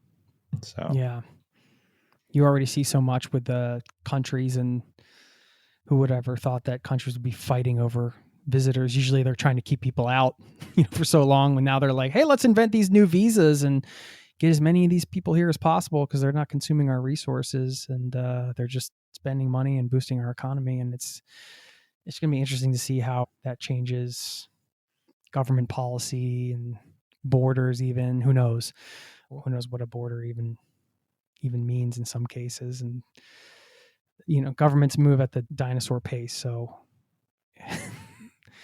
wherever they are in 10 years, who knows? Well, we're certainly going to see, the Spanish digital nomad visa just dropped.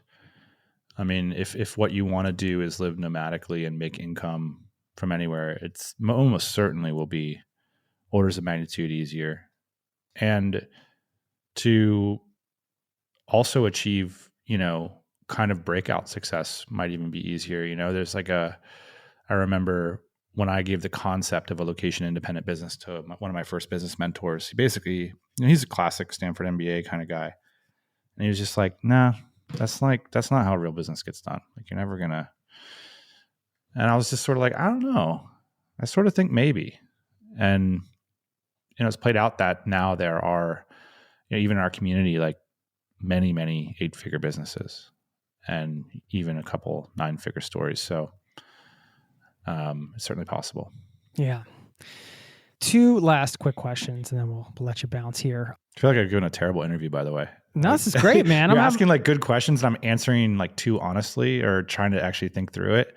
I feel like that I'm not a good podcast guest because I'm trying to express what I think, and what I should do is just say something like tight and a little bit tighter, this is, hey, this is honest conversation is what we're here for, man. I'm loving it. That's what it's. I won't be offended if this turns into a 20-minute interview, though. I'll just. Oh no, I don't. I actually don't edit out any of my interviews really in that way. I just appreciate a conversation, man, and I appreciate your time taking your time to have this one. Okay, was there a trip for you that, growing up small town Pennsylvania, like grew up in Pennsylvania, for me, it was like this first quintessential sort of solo backpacking trip after going to Penn State that kind of blew my mind open. Did you have a trip like that kind of opened you up to the greater world in a really profound way, let's say? Yeah, I had 2 NCAP trips. The first was when I worked in a factory my senior year summer in Lancaster, Pennsylvania, and busted out of there the last half of the summer to go down to Mexico City. And it was the first time I had, done anything travel related, really. And to meet other travelers and to meet, to be in a city like Mexico City alone, like it was just my first taste of freedom. Forget about Mexico for a hot minute, which is an amazing country and super underrated by Americans in terms of a travel destination.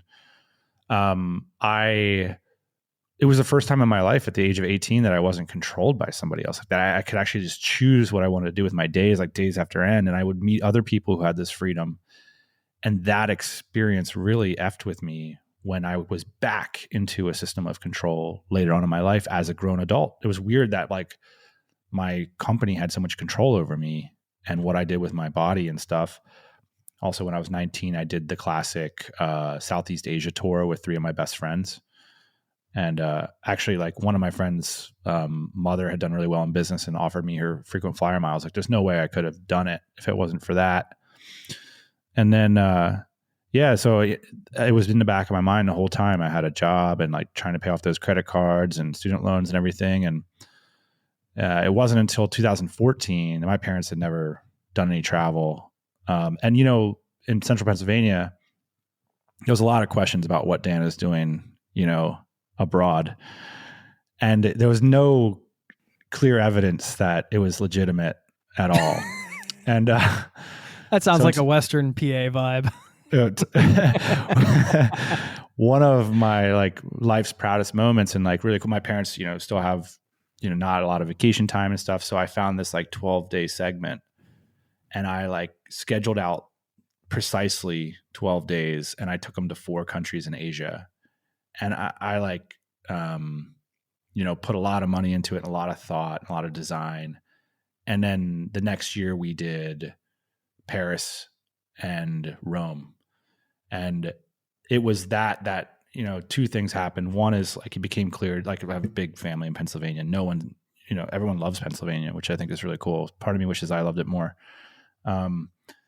You know, I think it became clear, like we get it. You know, that's something that you know, maybe like niche affiliate marketing doesn't make sense or e-commerce, but that makes sense, you know, and that was cool. And it was also cool too. Like I'd always thought, you know, maybe my parents aren't passionate about travel and I am, you know, and it was just awesome to see how it's such a universal thing, at least in my family, it was that the moment they were in Paris, like they glommed right onto it as if they were seasoned digital nomads, you know?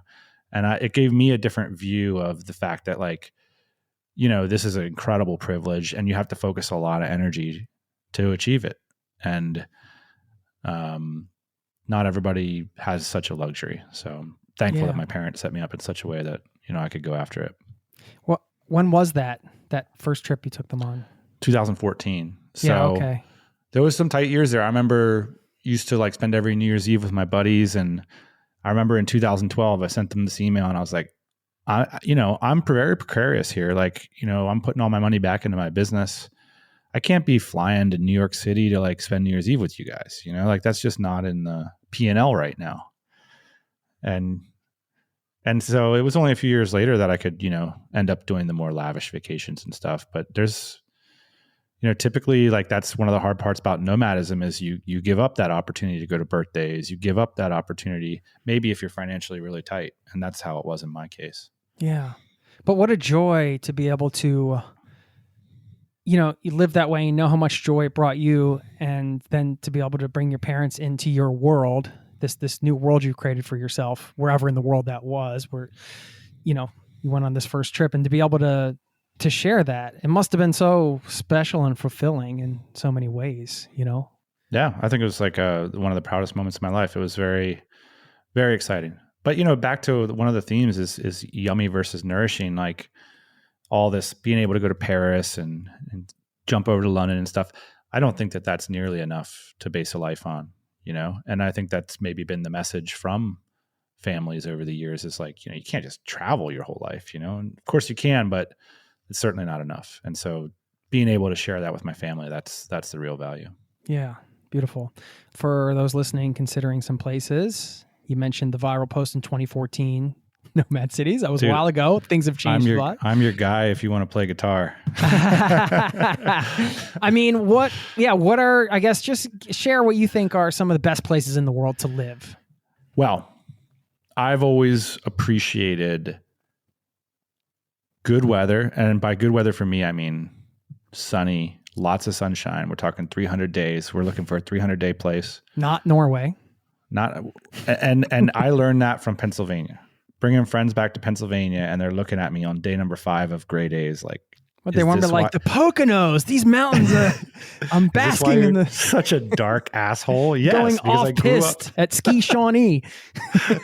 Oh man. So for me, it's like 300 Days of Sunshine. I love like a cosmopolitan city with a lot of options in terms of cuisine and things to do and people to hang out with, but I got to have that nature. And that really takes a lot of cities off the list for me. And that's why historically, I think I loved living in Bali. I loved living in Chiang Mai. In fact, I have a storage unit there with a bunch of stuff, so I can go to Chiang Mai and set up an apartment very quickly. In the US, I loved living in San Diego and Austin. In Europe, Barcelona is my favorite of all time. And I was looking at it through another person's eyes. If you really like London or say Berlin, there's so many amazing cities. Also, there's so many amazing cities in Europe. Where Barcelona really kind of takes the cake is on two fronts. The first is the weather. So we're in South Europe, but we're still cosmopolitan enough that you can get like authentic Chinese hot pot. And we're a 15-minute train ride or bike ride from being in some of the most spectacular landscapes or beaches in the world. And if you don't value hiking, biking, the Pyrenees, the ocean, sailing, something like that, I can understand why you'd be like, you know what, I'd prefer to go a little bit further north and get something more cosmopolitan. But if you are an outdoors person, you got to come visit Barcelona and check it out. Amazing. It sounds nice right now. Well, I got to say, in Oslo here, we have the nature very close by. Maybe not the sunshine you mentioned, but do have a couch and an extra bed up here in the loft if y'all ever want to come for a visit. It's an expensive place here. You can save some cash. You're more than welcome to crash. Well, you got Norwegians. And so far, I feel like my sample size for the coolness of Norwegians is extremely high. Yes. I don't know what it is. They're cool. I don't know if my wife can tolerate two Pennsylvania people in the same room for any period of time, but we'll have to see. Yeah, man, thanks so much for your time, and just like a personal thanks for helping me along on my personal journey through your podcast and your work and community and things like that, because, the stuff you've put out there has helped a lot of people. The impact is real, man. So I'm giving you a fist pump through the screen there. Thank you so much. Yeah, if you want to just give people the kind of the scoop on the various projects here, whatever you want to share, go for it. Yeah. Main thing is just go to tropicalmba.com. You can kind of get stuck in there to the podcast. That's the main place. And the rest of the ecosystem is kind of complex, and it'll let it gradually happen to you organically. It will probably change in the next year too. So tropicalmba.com. It's an awesome podcast, and I'm a fan. So check it out for sure. We'll link to all that stuff up in the show notes. I want to leave us with like one of your favorite quotes or any words of wisdom here. Go for it. It's a really hard question. Or a song recommendation, your music guy. Here's my current theme right now. Yeah. Well, check out Disco Yes. I think that's it. That's an interesting. I love that guitar line because I'm into like funk revival stuff. Like my dream is to be in a funk cover band by the time that I'm 55, and I want to wear a tuxedo every night, and I want to play like James Brown cover songs and so Disco Yes has this. It almost sounds like it's a song you'd hear in Nordstrom. It's like got a little bit of a kind of like a cool jazz funk element to it, but now it's kind of the kids like it. So I'm feeling that I'll have a good audience for my funk cover band when I do start that. Nice, man. Name of that band? Do you have one yet? Not yet. Well, listen, man. I mean, perhaps we could collaborate on it. The RPM challenge is coming up. Have you heard about that? It's like you make an album or an EP in a month. It's like a month-long challenge. It's pretty cool. I'll send you a link, and I just signed up for it the other day to see like what's this all about. See what this community on Discord and everything. So, listen, man, it might be motivation to get that funk cover band going sooner than later. I might have to write some originals. Thanks so much, Dan, and I hope to catch pleasure. up with you another time soon. Yeah, let's not make it the last time. Cool. Take care. All right, brother.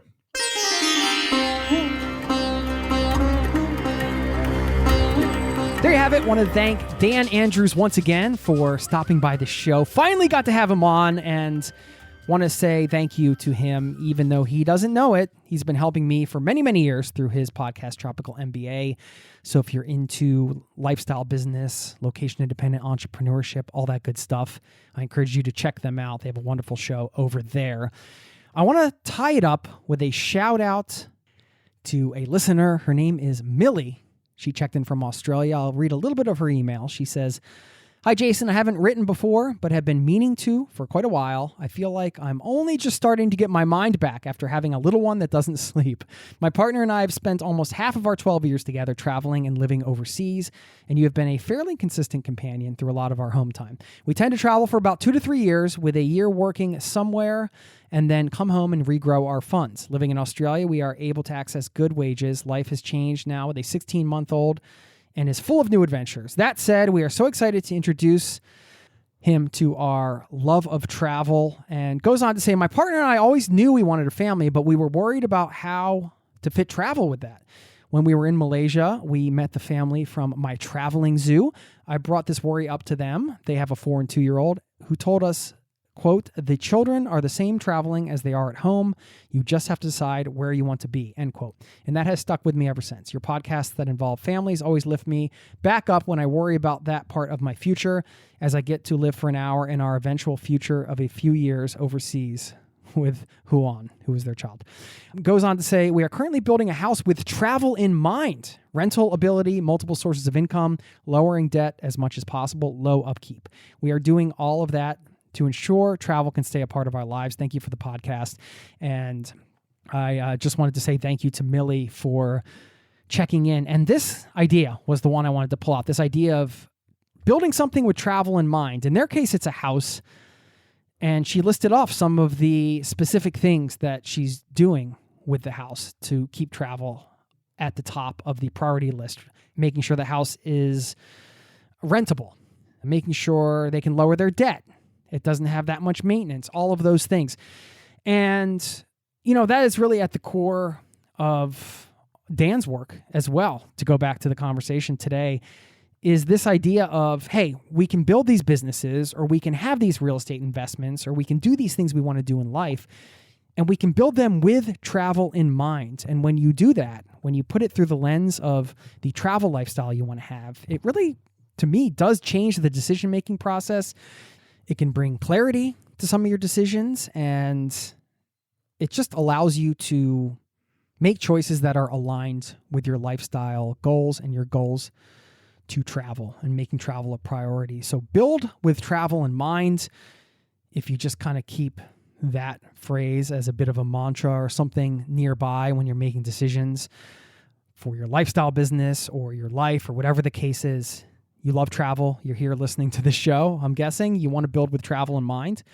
So build your next things with travel in mind. I wanted to leave you with that. And thank you to Millie once again for taking the time to write. Now, let me pull a quote out of the quote drawer. Random one. I got it right here. Hui Nang, who said, "Look within. The secret is inside you." There you go. I'll leave you with that. Thanks so much for spending time with me today. Have a wonderful rest of your day, and I'll see you next week. Peace and love to you and yours. Cheers.